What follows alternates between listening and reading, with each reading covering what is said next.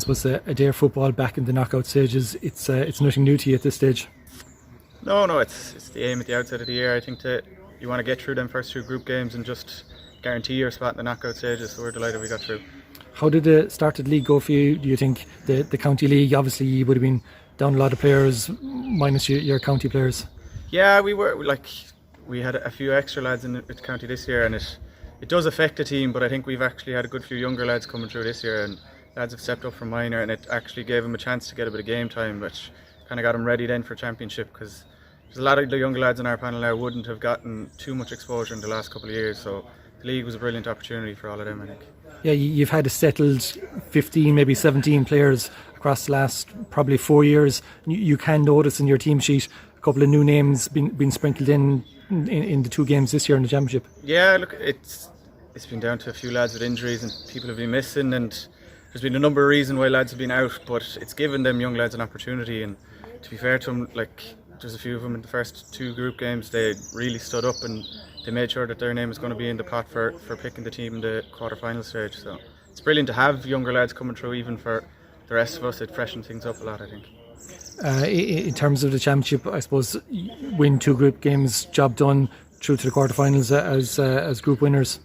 Yeah, look, that's at the outset of the year, particularly the first game you target to make sure you get a win in that, and you can not relax, but you kind of know that you're going to get through to the knockout stage after that. So I think that was our aim at the outset, just win the first game, and then you'll look after the second game after. So we were delighted to get the win in both of them.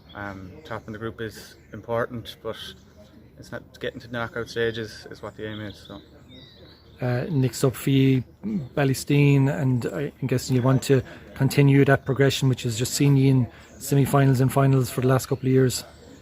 Yeah, look, it's when you get to this stage of the competition, I think anything can happen. I know we got caught in a hop a couple of years ago, and we played Ballysteen in the league this year, and they were strong, they were physical, so we know we'll definitely be up against it. But all eyes are really just on the quarter-final at the moment. We're not looking anywhere past that.